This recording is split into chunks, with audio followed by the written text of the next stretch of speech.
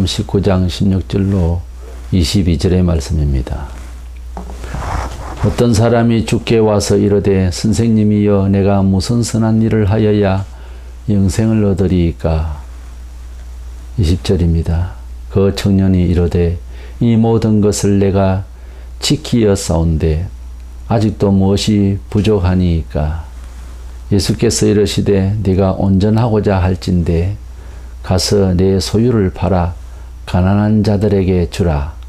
그리하면 하늘에서 보화가 내게 있으리라.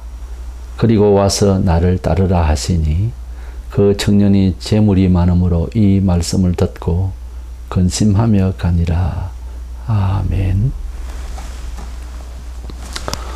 본문은 어느 부자 청년이 예수님께 와서 영생을 얻기 위해서 무슨 선한 일을 하면 되겠느냐고 물었을 때에 주님께서 계명들을 지켜야 하는데 살인하지 말라, 간음하지 말라, 도둑질하지 말라 등의 말씀을 하시고 이런 것을 지키느냐고 물었을 때에 다 지켰다고 하면서 뭐가 또 부족합니까? 라고 했습니다. 그때에 예수께서 소유를 팔아 가난한 자들에게 주면은 하늘에서 보화가 내게 있으리라. 그러니까 영생에 대한 상급이 있으리라. 이렇게 말씀을 하시고 그리고 나를 따르라. 그렇게 하셨습니다. 그랬더니 그 청년이 재물이 많음으로 이 말씀을 듣고 근심하며 가니라 했습니다. 그러니까 영생 얻으러 왔다가 영생에 대한 길에 대해서 말씀을 하셨는데 물질 문제에 딱 걸려서 근심하고 돌아갔다 그랬습니다. 결국 이 사람은 영생에 대해서 관심이 없었던 자로 판명이 됩니다. 우리가 말하는 소위 성경에서 말하는 영생을 그렇게 소원하는 자가 아님이 판명이 됩니다. 안 그런다면은 주님의 교훈을 따라야지요. 이래서 본문에서 우리가 예수님께 찾아올 때 예수님을 찾아와서 믿는다고 할 때 믿음이 무엇인가를 다시 정리하게 합니다. 그래서 교회에 나오고 오라니까 오고 하는 이 순종하고 예수를 믿는 것하고는 어떻게 차이가 있는가 하는 것입니다. 그래서 순종과 믿음의 차이에 대해서 심각하게 잘 들으시기 바랍니다. 이 부자 청년처럼 생각하면 구원이 없습니다. 그러니까 잘 들으시기 바랍니다. 첫째로 순종과 믿음은 어떤 차이로 말할 수 있나 하면은 상식적인 것과 비상식적인 것이라고 이렇게 말할 수 있습니다. 먼저 순종이라고 하는 사전적인 의미는 다른 사람, 특히 윗사람의 말이나 의견 따위에 순순히 따르는 것을 뜻한다고 합니다. 이래서 이 순종이라는 말은 어떤 지시가 있고 이견이 있는데 그 이견의 행동 룰에 맞추어서 따라가는 걸 말합니다. 이것을 순종이라고 하는 겁니다.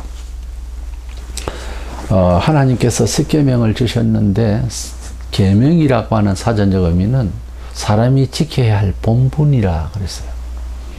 사람이 꼭 절대적으로 지켜야 할 본분 10가지 중에서 5번째부터 10번째까지 그러니까 6가지입니다. 땅에서 살아가는 문화적 관계의 삶의 계명 룰은 상식적으로 알아들을 수 있고 그리고 그 교훈대로 순종을 하면 됩니다. 그러니까 어떠한 행위로 어떠한 말로서 살아야 된다라고 하는 내용이에요. 그러니까 이것은 공적으로 순종을 할 수가 있는 객관성이 있고 사회성이 있습니다. 교육성이 있고 문화성이 있어요. 이 사회에. 그래서 사회적 인간이라고 하는 입장으로서 이 말씀은 상식선에서 이해를 할 수가 있는 부분이에요. 부모를 공경하라, 살인하지 말라, 간음하지 말라, 도둑질하지 말라 이런 말씀들은 상식선에서 이해가 되어지는 말씀이라. 이 말씀을 순종하라. 물론 신약에서도 예수님의 교훈이 곧 하나님의 교훈이요, 하나님의 사실은 우리가 지켜야 할 본분의 계명입니다. 넓은 의미에서, 순종하는 의미에서 볼 때에는 성경 전체는 계명이에요. 또 성경 전체는 하나님의 명령입니다, 사실은. 그래 볼래? 믿어볼래? 천국을 한 믿어볼래? 이런 것이 아니라 말이죠. 모든 교훈이 명령이에요, 사실은. 근데 예수님의 교훈 중에서 10계명에 다 예속이 되는 내용들이지만은 하나하나가 다 처음에 교회 나오면은 자기 마음대로 앉고 자기 마음대로 떠듭니다. 그럴 수가 있어요. 어린아이들은 더더구나. 어른도 마찬가지입니다. 자기 마음대로 자기 의견대로 말하게 되고 그래요. 근데 하나님의 영광을 딱 만난 사람은 예배를 어떻게 드려야 되고 어떤 자세를 임해야 되고 주간 어떻게 생각하면서 살아야 된다는 것이 딱 정착이 됩니다. 그것도 성경을 보면 다 하나님을 섬기며 살아가는 이제 종교인으로서의 다움의 윤리예요. 종교인의 다움의 행위의 태도, 이렇게 라이프 스타일이라 이 말이에요. 생활 태도인 거예요. 근데 교회를 다니고 예수를 믿어도 전혀 그것이 안 돼 있는 경우의 사람, 또는 어떤 거는 기본적으로 좀 되는데 어떤 것은 구체적으로 보면은 믿는 태도의 생각이나 태도가 아닌 그런 것이 상당히 많습니다. 이것이 이제 한마디로 말하자면 순종하는 믿음도 안 돼 있다 이 말입니다. 그런 정도의 사람은 기적을 어떻게 믿습니까? 아직 지금 눈에 보이는 순종도 안 되는데. 그렇죠? 그런 정도는 우리가 차이점을, 그런 정도는 추산이 되잖아요. 순종도 못하는데 뭘 믿습니까? 순종이라고 하는 건 우리가 객관적으로 이렇게 받아들일 수가 있는 그런 원리에 입각해서 행위규칙 또는 가치 이론이 주어진 상태에서도 안 듣는데, 눈에 지금 보이지 않는 숨겨져 있는 성경 저 뒤편에 성경을 읽는데 마치 얼음 밑에 뭐가 있는지 모르듯이 성경 구절 그 안에 내면의 믿음의 놀라운 하나님의 권능에 대해서는 더 모르죠. 순종에 충실하려고 했을 때 뭐가 보이지 순종도 안 하는데 어떻게 보이겠습니까? 아무튼 순종하는 것은 어떤 상식선에서 이해가 될 수가 있는 부분이에요. 그런데 좀 더 나아가서 원수를 사랑하라. 다 계명에 사실 다 있는 내용에 이제 지엽적으로 나오는 제3 설명하는 부분들인데 그 중에서 원수를 사랑하라. 10계명에 딱 찔러서 되어 있지는 않아도 그 안에 다 내용이 들어가요, 사실은. 그런데 예수님께서 원수를 사랑하라. 구약에도 사실은 원수를 사랑하는 것은 사실 구약에 다 나와요. 근데 사랑하라 했을 때 그것은 세상 사람들은 원수를 고소를 할 수 있지만 공자도 무려 원수는 고소하는 걸로 되어 있습니다. 근데 예수님은 원수를 사랑하라 되어 있어요. 그럼 이 원수를 사랑하라고 하는 것은 하나님의 새로운 백성들로서의 삶의 또 생활 규칙이죠. 새로운. 그러니까 그것도 결국은 힘겹지만 순종을 해 나가야 되는 거예요. 그러니까 이것은 상식이 아닌 듯 하면서 종교인의 상식이 되어 있어요. 이건 또 믿으라는 것하고는 또 달라요. 이것마저도 순종의 계명이에요, 사실은. 근데 고신총회에서는 부득이하면 고소고발할 수 있는 것으로 결의를 했거든요. 이것은 하나님 앞에 정면 도전입니다. 어디에 성경에 부득이하면은 세상에 고발을 할 수 있습니까? 고린도서 6장에 형제들끼리 무슨 일이 터졌을 때에 다소 내가 손해가 되더라도 고소고발을 해가지고 세상에서 이 부끄러움을 받으면 하나님 영광이 안 된다고 하는 차원에서 다소 내가 손해가 되더라도 고소하지 말라고 돼 있어요. 근데 부득이한 것은 어떤 경우죠? 부득이한 경우에 다 고소해버리면 언제 원수를 사랑합니까? 그 말이 안 되는 이런 결의를 본 고신총회의 결의, 이거에 대한 형벌이 따라야 되지 않겠어요?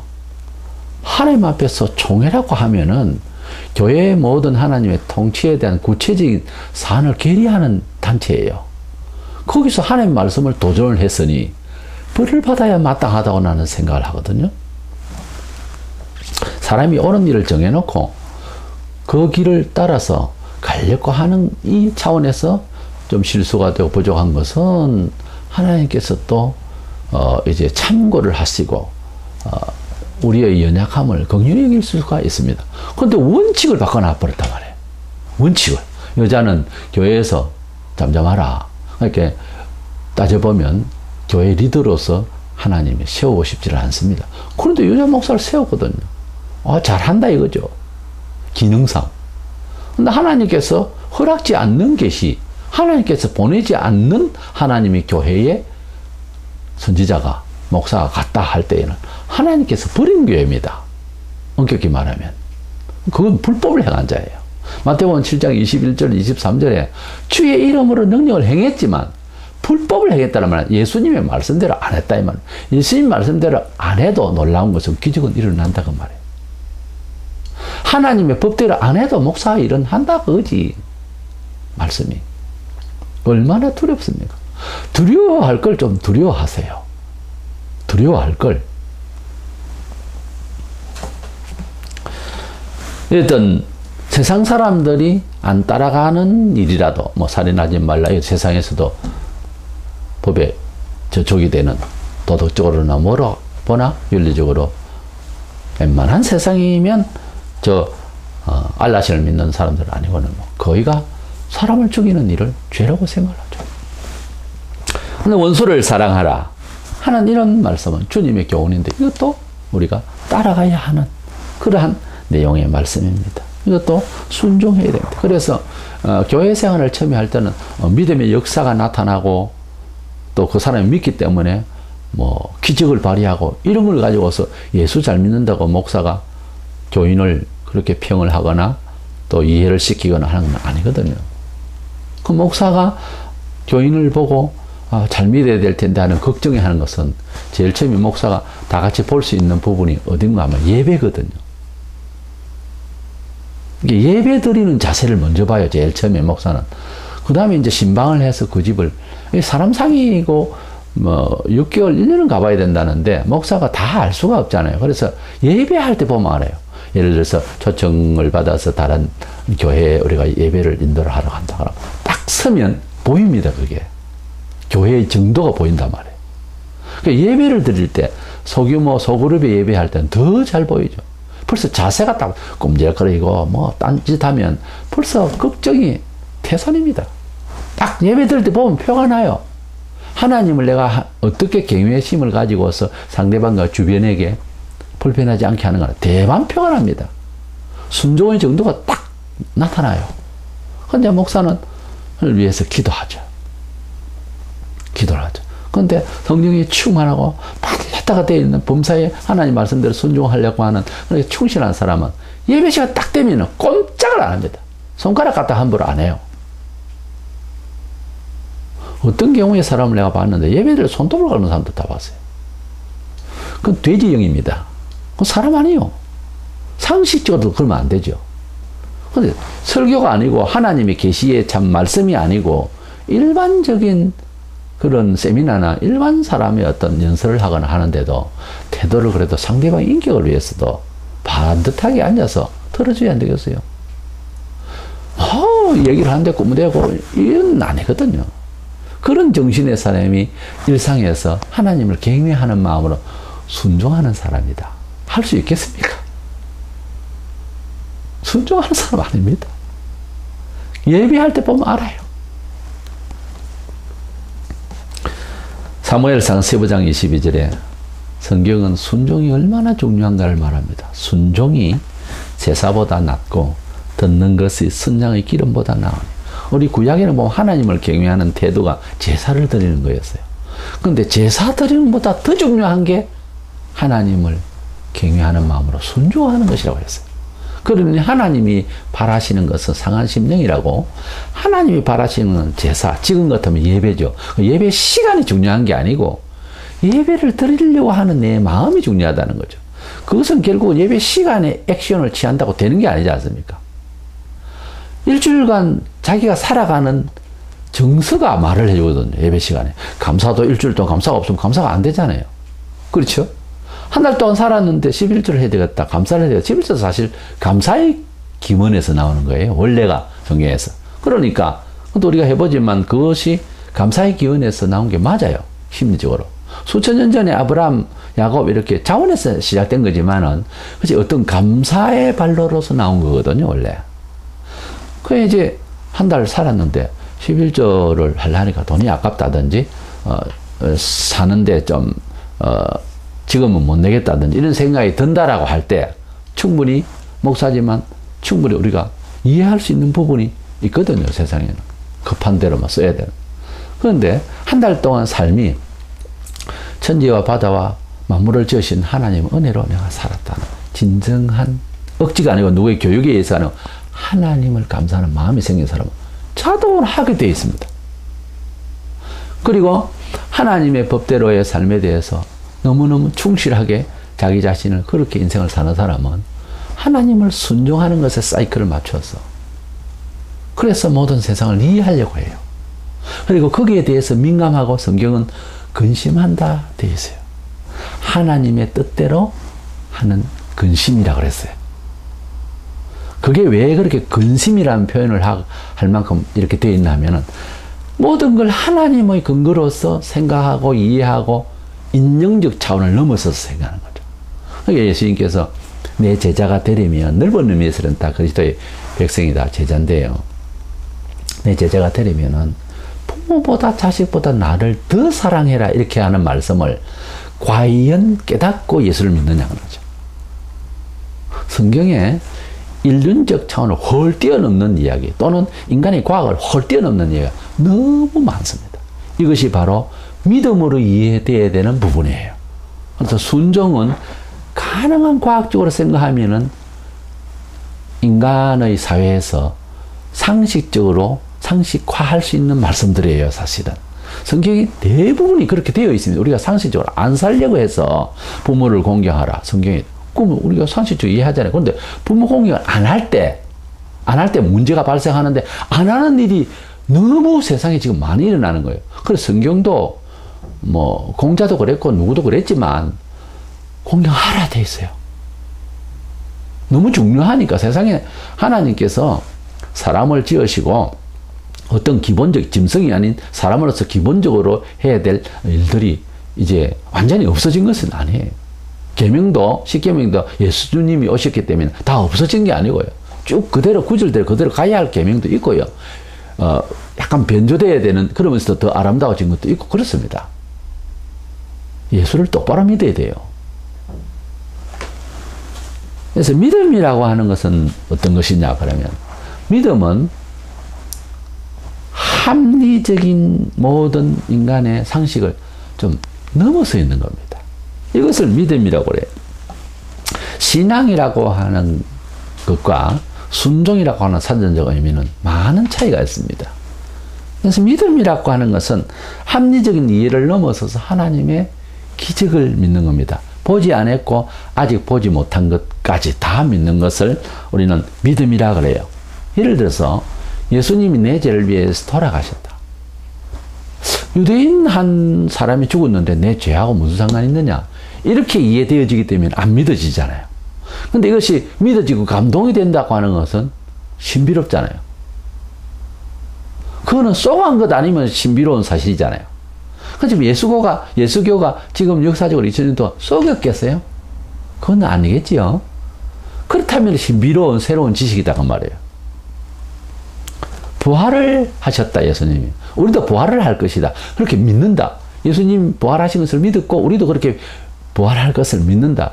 이것은 합리적인 상식을 넘어서 비상식적이고 이것은 어떤 순종함으로 된다기보다 이것은 믿어서 이해되어져야 될 부분이다 하는 거죠.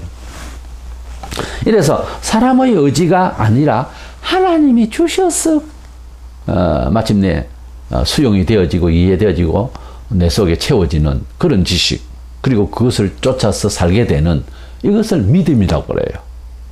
그러니까 믿는다는 게 예배당에 나오고 11조 내고 교회 왔다 갔다 하는 것인 줄 아는 사람은 오늘 드리는 말씀을 잘 분석해서 내가 순종하고 있는 것이지, 믿음이라고 하는 것은 믿음으로 물론 믿기 때문에 그래 순종을 하겠지만 이 순종과 믿음의 차이는 있다고 하는, 교회를 나가지만은요 부활을 안 믿는 사람 많습니다. 교회를 나가지만 영생에 대해 관심이 별로 없다고 했습니다. 30몇 %밖에 없어요. 우리 한국에 지금 영생에 관심을 가지고 교회 나오는 사람이. 그러니까 이 말을 잘 들으라고요. 순종을 해서 칭찬을 받았어요. 어느 부자 청년이 오늘 예수께 와서. 그런데 영생에 대해서 말을 해놓고 영생을 안 받아들였단 말이에요. 심각한 거예요. 잘 들으셔야 됩니다. 그리고 뭐 예를 들어서 불치병이 나왔다든지 또 죽은 자가 살아난다든지 하는 이런 기적들도 전부 믿음에 대한 내용이죠. 이것은 상식이 아니잖아요. 가령 첫째 계명에서 넷째 계명까지 하나님을 섬기는 계명이에요. 5번부터 10번째까지는 세상을 섬기는 계명인데요. 이 앞에 4계명은 사회적인 가치 이론으로서 납득을 할 수 있는 것이 아닙니다. 그리고 그렇게 안 지킨다고 해서 사회가 잡아가는 거 아니에요. 이것은 하나님을 믿는 믿음에 대한 인식으로서 가능한 일이죠. 가령 이런 겁니다. 우리 믿음의 조상 아브라함이라고 하는데, 아브라함이 그때는 계명이 없었어요. 그래서 순종을 어떤 도리에 대한 규약이 없었어요. 하나님 직접 말씀을 하셨어요. 때로는 봐야 될 것 같으면 사람의 형상을 입고 나온 천사가 말을 한다든지 이런 식이었어요. 태고에는. 그래서 족장시대에는 말이죠. 그래서 하나님께서 아브라함에게 가자, 어디로 가자. 어디로 갈지 모르지만 가자 하니까 자기 고향을, 친척을 버리고 하나님을 따라갔다 그랬어요. 그 따라가는 것은 뭐예요? 순종이죠. 그런데 100세에 아이를 주겠다. 그건 말이 안 되잖아요. 왜냐하면은 그 아내가 벌써 경수가 엉켰고 늙은 노인이고 거기 나와요, 내용이. 창세기에. 우리 지금 아이를 가질 수 있는 할아버지, 할머니, 지금 경수도 끝나고 지금 애를 가질 수 있는 것은 아니지 않느냐 해서 키키 웃었고 그랬습니다. 아내 사라는. 그런데 100세에 아이를 주겠다고 하신 하나님 음성을 아브라함은 신약에 말하기를 믿었다고 그랬어요. 믿음이 약해지지 아니고 그 언약을 믿었다고 그랬어요. 그래서 아이를 진짜 낳았어요. 너무 놀라고 기뻐서 기쁨이라고 이삭이라고 지었던 거예요. 아들을. 100세에 낳았어요, 아이를. 그때 당시하고 지금하고 몸체질이 좀은 다르지만은 분명히 거기에 보면 벌써 노인으로 되어 있습니다. 늙은 노인으로. 근데 이거는 뭔가 하면은 순종하는 거하고 좀 개념이 다르죠. 순종하는 것도 내는 신앙인데, 신앙의 범주 안에서 순종도 있지만 믿어야 할 부분이 있단 말이에요. 그죠? 믿어야 할 부분. 천국은 순종하는 건 아니잖아요. 믿는 거예요. 그죠? 그래서 믿는 것과 순종하는 것, 어느 쪽이 더 많습니까? 여러분은 개인적으로들 두 개 다 많으면 참 좋겠죠? 제가 알고는 거의 다 순종적으로 교회를 나올 수 있다. 이렇게 많이 상식 속에서 있는 경우가 많다는 거예요. 뭐 물론 믿음으로 순종하니까 다행이겠습니다만, 그 순종이 이 주를 찾아온 부자 청년도 했다 하는 데 대해서 오늘 심각하게 잘 분석하시라고요. 그래서 하나님의 아들이 예수다. 예수님은 성자 하나님이시고 나를 위해서 십자가에 돌아가시고 나의 부활을 위해서 먼저 부활해서 입장하셨다. 성천을 하신 것은 내가 천국을 올라갈 것을 성천하셨다. 이까지 믿어야 되는 거예요. 예수를 믿을 때. 그럼 이렇게 예수님의 말씀이 생명의 말씀이고 영생의 말씀이다 하는 이 사실적인 말씀으로 예수님에 대해서 바른 인식을 가지게 되는 것은 상식이냐 하면은, 제자 훈련한다고 제자 책 가지고 공부를 하고 책상머리에서 신학 서적을 한다고 이게 되는 게 아니에요. 요한복음 6장 69절에 우리가 주는 하나님의 거룩하신 자이신 줄 믿고 알아삼나이다. 그렇게 말하고 있어요. 이렇게 뭘 배워서 아는 게 있는가 하면은 믿어서 아는 게 있습니다. 이래서 순종은 상식선에 속하고 믿음의 세계는 비상식적이고 비합리적인 세계에 속합니다. 이 세계를 인식하고 생활 속에 적용하는 것은 위로부터 나눠지는 계시적 지식에 의해서 예수를 이해하는 것으로 되어 있어요. 성경에는. 위로부터 나눠지는 계시의 은혜로 말미암아서 하나님께로 나아오고 예수님도 알게 된다라고 되어 있습니다.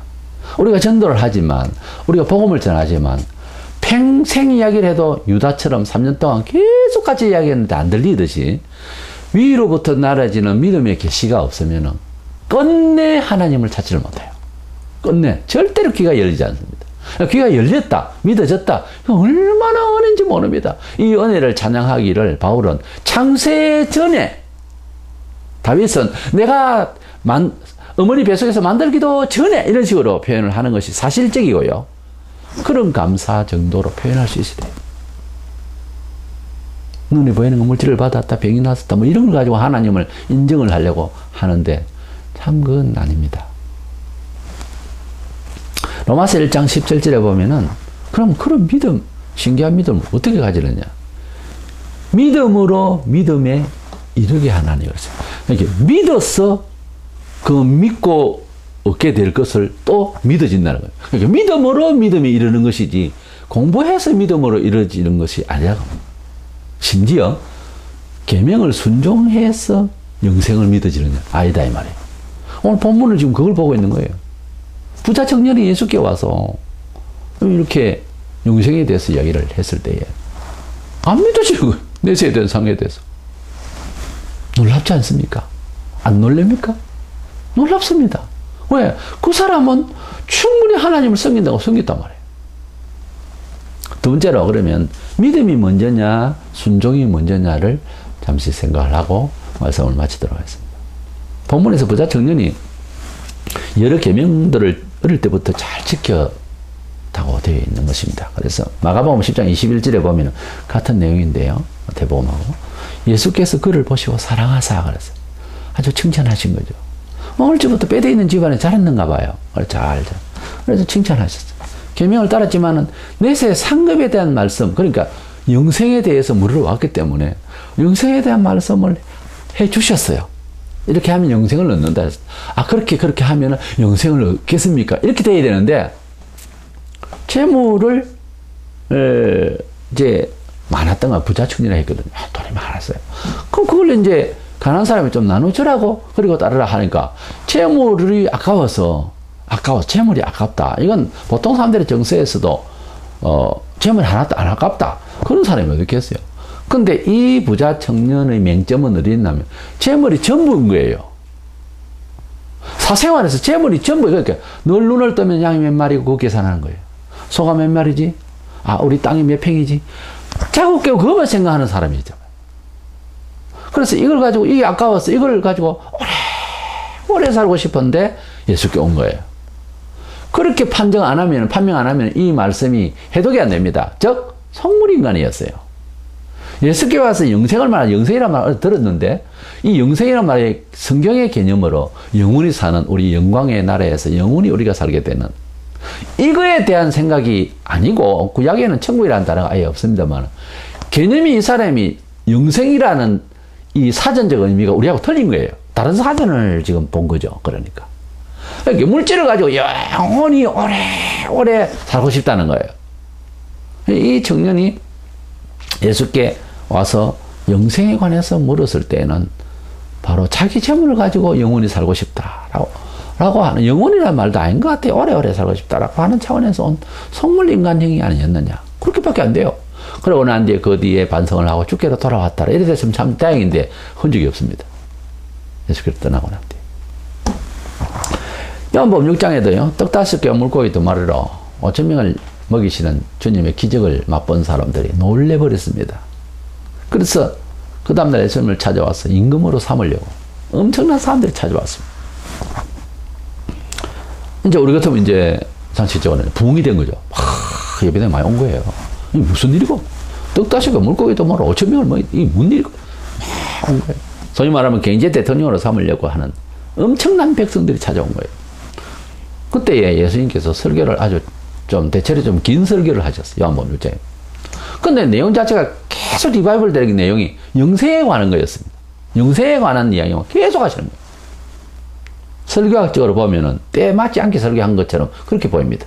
그러나 예수님의 욕심은 그게 아니에요. 이렇게 많이 모였을 때 던져야 할 주제는 영생이 맞는 거예요. 제가 봐도. 그래서 영생에 대해서 어차피요, 영생에 대해서 어차피 영생에 대해서 관심이 없는 사람은 영생에 대해서 이야기를 해줘도 영생을 얻으려고 온 부자청년도 안 믿더라 아닙니까? 믿을 사람은요, 무슨 말을 해도 믿어요. 이게 성경 원리입니다. 이거를 알기까지는 상당한 시간이 사실 들어요. 신앙을 해요. 신앙적으로도 많은 연구를 해봐야 되는데, 보면 믿을 사람은 믿고 안 믿을 사람은 안 믿어지는 이 이상한 일. 사도행전 13장 48절에 예정된 자는 믿으라는 거예요. 택정함을 받아서. 그러니까 너무 서운해할 것도 없더라고요. 육신적으로는. 저 사람 꼭 예수를 믿어야 되겠는데 안 믿습니다. 예배당하고 자기 집하고 담배락을 같이 한 사람이라도 새벽마다 종이 땡땡거리도 안 믿을 사람은 안 믿더라고요. 내가 체험을 해서 심리 밖에 있는 사람도 올 사람은 오는 거고요. 그 종소리를 듣고. 희한하죠. 어차피 저 세상 가면은 영원히 불신자도 살게 될 것이고 신자도 살게 될 것인데, 그에게는 세상에 말하는 이런 감정 원리가 없어져요. 감정이 없고 하나도 없고 뭐 이티같이 되느냐? 그게 아니고요. 거기에도 정수라는 건 있는데요. 지옥에서는 너무나도 큰 고통 속에서 옆에 누가 있는지도 관심 갈 정도가 아닌 것을 넘어서서 고통을 받고요. 천국에는 너무 좋아가지고서 옆에 형제가 있는지 부모가 있는지도 모를 정도로 그렇게 즐겁습니다. 대충은 이해될 건데 지금은 우리가 체험이 안 되죠.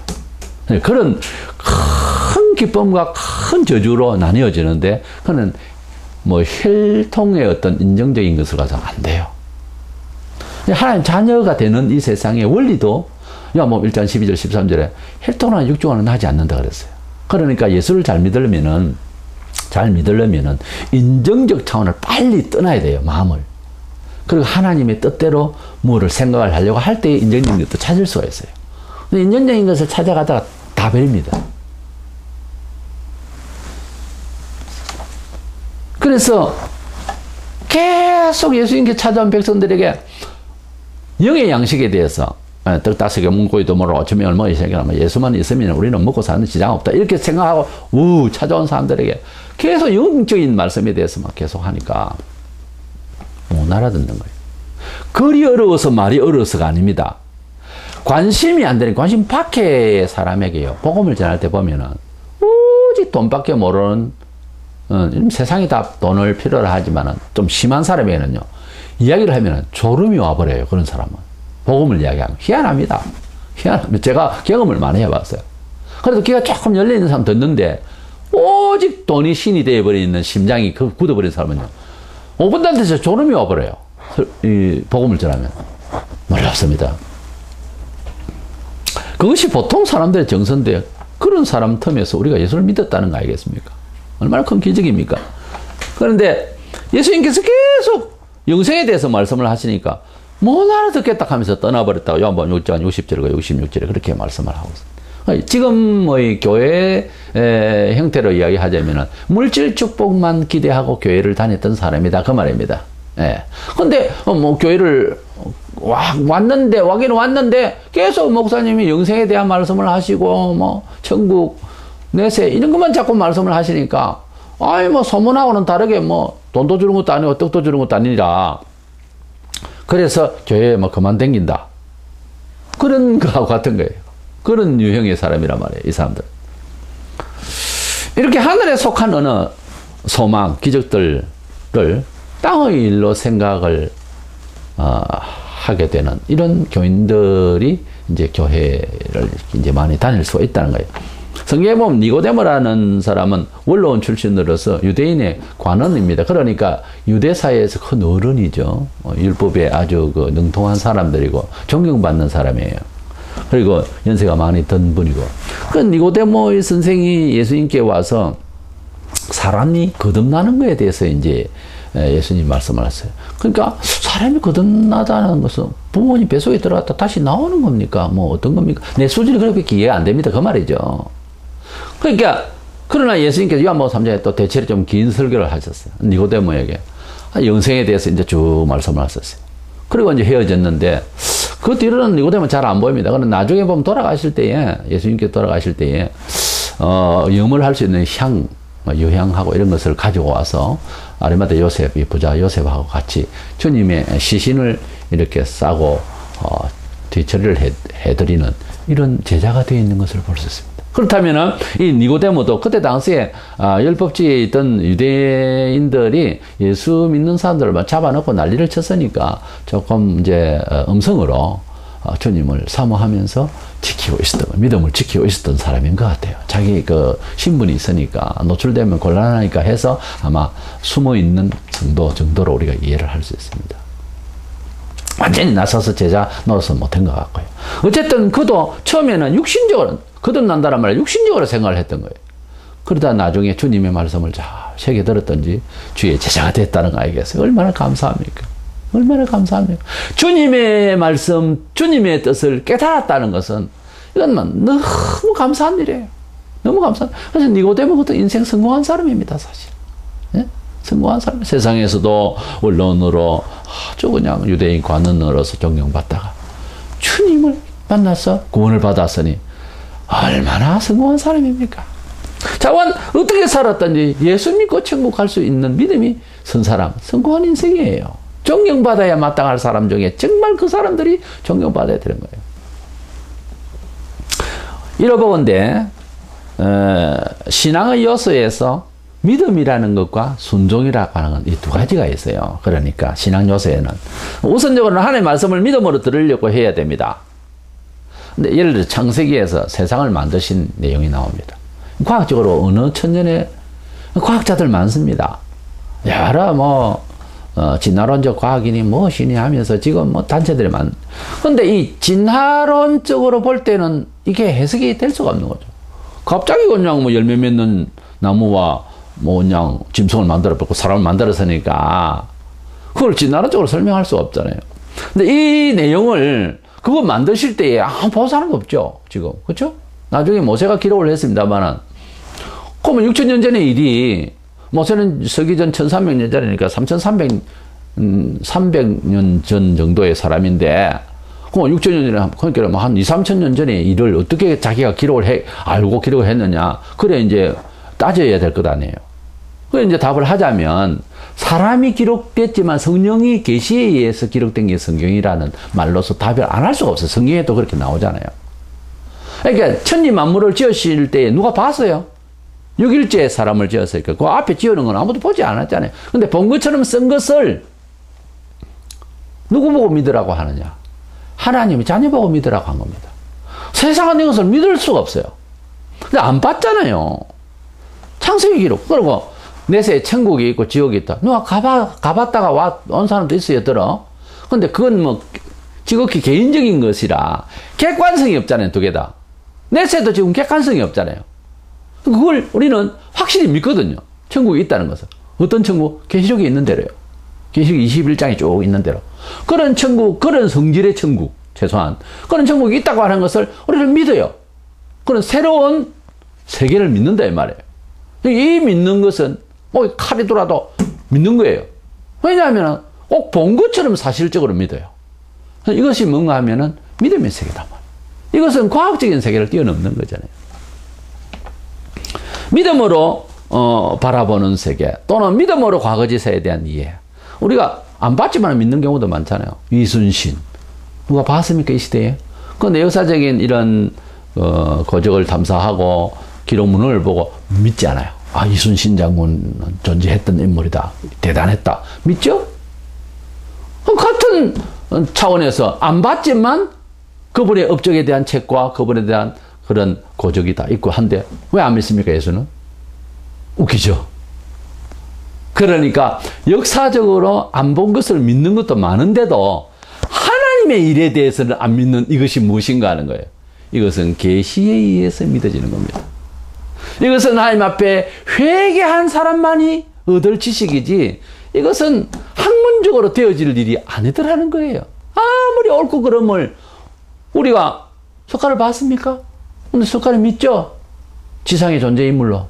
근데 석가는 놀라지 마세요. 예수보다 500년 전의 사람입니다.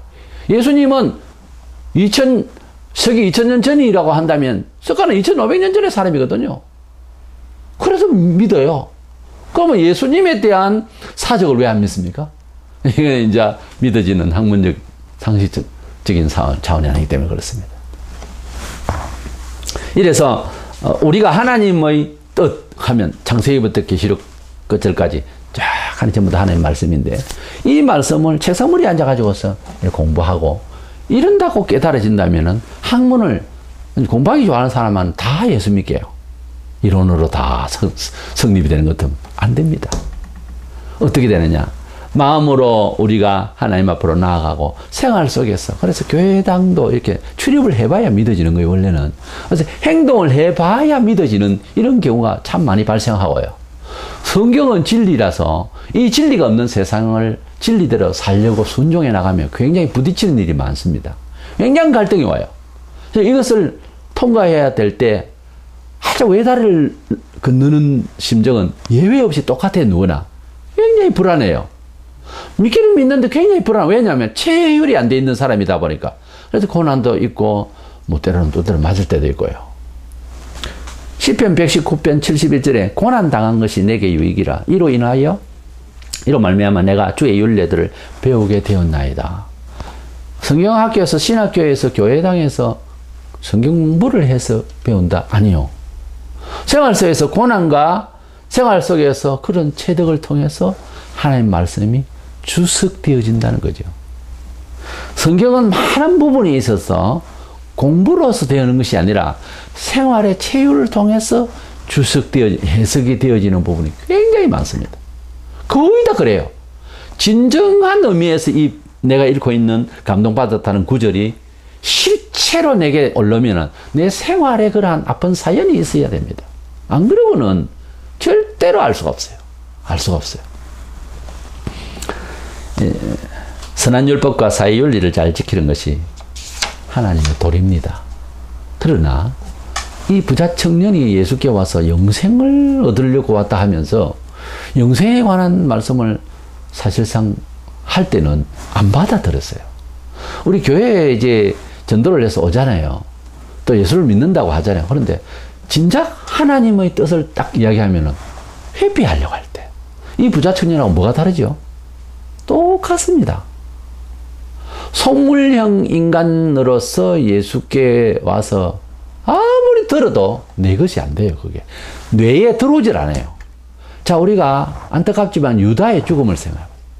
유다가 특별하게 악한 사람도 아닌 것 같아요. 유다를 볼 때는. 왜냐하면 잘못했다 싶어서 자살하는 것까지 보면 보통 사람이 정서예요. 근데 그 사람이 뭐가 잘못됐을까? 잘못된 거 없습니다. 잘못된 거 없어요. 버림받을 자로 뇌가 안 열려서 그래요. 3년 동안 계속 이야기를 했는데도 안 들리는 거예요. 이게. 계속. 대신 헌금이나 손이나 넣어가지고서 빼가져가고 돈을 좋아했어요. 바리새인들이 돈을 좋아했다 그랬어요. 신앙이 잘못되면요, 돈 좋아하고 용서하지 아니하고 뭐 이렇게 하는 게 다 연결고려가 됩니다. 그러니까 이 유다가 돈을 훔치더라, 그 이야기라도 없으면 좋겠는데 벌써 신앙이 잘못되어 있는 사람은 이거저거 같이 연결이 돼요. 그러니까 장 생각이 돈 하다 보니까 예수를 안 믿으려면 차라리 그냥 배신을 하지 얼마 줄랍니까? 하고 흥정을 한다니까요. 성경에 보면. 그 유다에 대해서 동정을 하십니까? 신학자 중에서 동정을 해요. 말도 안 되는, 예수를 얼마 줄려냐 이렇게 흥정하는 내용이 나와요. 그냥 얼마라도 주면 좋지 뭐 이런 정도가 아니에요. 상품을 받아 흥정하듯이 말을 했다고요. 그리고 돈을 왜 받으면 그냥 아니면 아니고 그냥 뭐 파토나면 파토나는 거 끝이 나야 되는데 끝까지 서서까지 팔아서 돈 챙기겠다는 거예요. 그러니까 흥금에도 돈 챙기고 서서도 팔아서 챙겨 먹고, 이게 팔 때는 노예같이 생각한 거 아닙니까? 안 그래요? 일명 그게 사람이냐고요? 사람이 아니지요. 결론은 유다의 마음속에는 성경에 있는 대로 마귀가 들어갔더라 그랬어요. 무섭지 않습니까? 우리의 의견과 우리의 사견이 하나님의 뜻대로라는 근심이면 좋으련만 성경을 벗어나서 생각하는 고민은 다 그것은 실패하는 근심이고 사망으로 가는 근심이죠. 하나님의 뜻대로 살려고 괴로워하는 근심은 영생이 이르는 근심이라고 되어 있습니다. 저와 여러분, 순종을 잘합니까? 혹은 잘 믿습니까? 두 개 다 잘 하시는 겁니다. 그러나 순종이라고 하는 것은 어떤 개념으로는 종교적 상식으로 따르는 순종도 있을 수 있다는 거예요. 그러니까 사회적으로 사리 판단에 의해서 행동을 하는 종교인의 생활도 가능하다는 거예요. 지금 이 한국 교회 안에 순종한다는 명목 아래에서 어느 정도 유대인들은 순종을 잘했나 하면은 부모를 섬길 때에 내 하나님 앞에 할 것 다 했다. 그리고 부모를 업신여기 버리는 그걸 뭐라 하냐면 고르반이라고 해요. 아니 예배당 갔다. 어머 장로로서 다 했다. 집사로서. 하나도 틀리지 않아요. 그것을 종교적 순종이라고 해요. 아세요? 영생하고는 상관이 없는 사람입니다. 이런 말을 하면 극단적이라고 싶습니까? 성경에 지금 오늘 읽은 이 청년이 뭐를 잘못했습니까? 순종한 청년이에요. 그 순종이 쉬운 순종이겠어요? 거짓말 할겠어요? 예수님 칭찬하셨는데 잘했어요. 그런데 안 믿었단 말이에요. 영생을 안 믿은 거예요. 난장판인 겁니다. 영생 안 믿으면 끝이잖아요. 영생 안 믿고 세상에서 환영받고 잘하고 칭찬받으면 뭐 할 겁니까? 죽는 날 자신 있어야지. 기가 막힌 세상입니다. 그래서 순종도 믿음으로 하나님의 뜻대로 순종 잘하는 거예요. 그거는. 근데 그걸로 만족하지 마라 이 말입니다. 제 말은 믿어야 돼요. 믿을 바를 믿어야 되는 겁니다. 믿을 바에 대한 언약들을 안 믿으면 순종함을 해서 계명을 이 사람은 특별히 윤리적으로 잘 지켰단 말이에요. 사회윤리적으로 부모까지 공경하고. 근데 영생을 안 믿는 거예요. 참 기가 막힌 일 아닙니까? 영생을 믿기를 바라고 하나님께서 주신 훈도를 쫓아서 생활 원리를 잘 순종하는 것도 참 귀중한 일이에요. 요즘 윤리학자들이 윤리적으로 막 교회를 비판하는데 그건 참 어느 한계가 있어야 됩니다. 그것도. 근데 그것만 아니고 주님은요 7번씩 7번이라도 속죄를 원하면 용서해 주라고 그랬어요. 근데 사람은요 그래 안 하거든요. 끝까지 물고 늘어지는 거예요. 그러니까 윤리적으로 뭐 판단을 하고 새롭게 좀 좋은 생활을 좋아요. 근데 영생과 하나님의 사랑, 하나님의 믿음의 역사에 대해서는 놓쳐버리면 이건 낭패인 거예요. 이건 낭패인 거예요. 이 청년은 잘못된 사람이 아닙니다. 근데 영생을 안 믿었다면 여기에서 명점이 있는 거예요. 여기에 문제가 있는 거예요. 그래서 순종과 믿음의 차이를 잘 아시고 믿음이 사실은 앞서가야 돼요. 믿음이 먼저고요. 믿음 안에는 거룩한 하나님의 사랑과 내세와 기적과 모든 게 다 있죠. 그래서 믿음이 예수님을 믿어 속죄를 받는다. 이거는 윤리적으로 잘하면 용서받는다는 말이 아니잖아요. 믿음이잖아요. 어차피 믿음으로 시작된 거예요. 하나님 자녀로. 그러면 믿음으로 쭉 가셔야 됩니다. 그래서 믿음이 먼저고요. 그 다음에 믿는 자로서 행동 규칙에 대한 것들을 이제 해야 되는데 완전해라. 어렵죠. 그거는 이제 참고가 되는 거예요. 하나님께서. 잘하면 복 주고 잘못하면 이제 매질하고 그런 경우 발생하죠. 그러나 믿음이 없어져 버리면 이건 처음부터 이야기 안 되는 거잖아요. 이래서 믿음과 순종과 믿음의 차이를 잘 아시고 대부분 교회 생활이 순종의 생활인 것이 많습니다. 아마 많을 거예요. 그걸로서 만족하지 마세요. 그럼 더 나아가서 하나님을 믿는 믿음으로 순종하는 이제 순서를 이렇게 조금 바꾸어 놓고 자기를 컨트롤해 나가는 믿음을 컨트롤해 나가는 그런 사람이 되어져야 하나님이 주시는 은혜를 받을 수가 있어요. 나는 은혜를 못 받았다는 사람은 상식적으로 살라서 그래요. 나는 기도를 해도 은혜가 없어. 기도를 잘못해서 그래요. 우리가 하나님을 믿는 믿음으로 먼저 나아가는 것은 신비인데 하나님이 믿으라 하는 그 믿음을 계속 쫓고 믿음을 달라고 해요. 결국 그것이 역사는 성령의 역사입니다. 원래 성령이 임재하지 않으면 믿음이 시작 안 되거든요. 사실은. 그래서 성령의 충만을 받기 위해서 계속해서 바짝 엎드려서 겸손하게 계속 나아가면 성령이 임재할 때 믿음이 뭐라는 것을 확 열어줍니다. 그냥 들어와서 그 다음에 이제 얘기를 해야 돼요. 예를 들어서 뭐 학교 입학 시험에 합격을 하고 난 뒤에 그 교문을 싹 들어가서 그 다음에 이제 국어도 배우고 산수도 배우고 다 하잖아요. 그러니까 일단은 천국문을 열고 들어가는 게 문제잖아요. 영생의 자리에 먼저 들어가고 그 다음에 이제 어떻게 살아야 될 것은 뒷이야기예요. 사실은. 그렇죠? 순서가요. 오늘 또 우리는 여전히 믿음과 순종의 차이점이 있습니다. 우리의 순종이 오직 믿음으로 나아가는 말씀의 즐거움이 되기를 원하면 먼저 믿음이 먼저 커야 돼요. 더 믿음이 더 간절해야 돼요. 하나님을 더 사랑하는 마음이 있어야 된다 이 말입니다. 그러고 난 뒤에 이 순종의 모든 교훈을 따라가면 즐겁고, 또 내가 순종이 부족할 때는 내 자신이 스스로 아쉽고 그렇게 되는 거죠. 그러나 순종을 통해서 믿음을 완성하겠다는 개념이 잘못되어 있어 버리면 낙심을 해버려요. 본인이. 안 됩니다. 그건 믿음이 아니에요. 그 순종 잘못하면 헛박입니다. 그런 허당으로 가지 말고 믿음으로 순종하고 믿음으로 나아가고 주님 앞에 그 믿음을 달라고 기도하고, 그래서 회개하는 마음으로 더 엎드려져서 주님을 더 경외하는 심정이 있기를 주의 이름으로 축원합니다.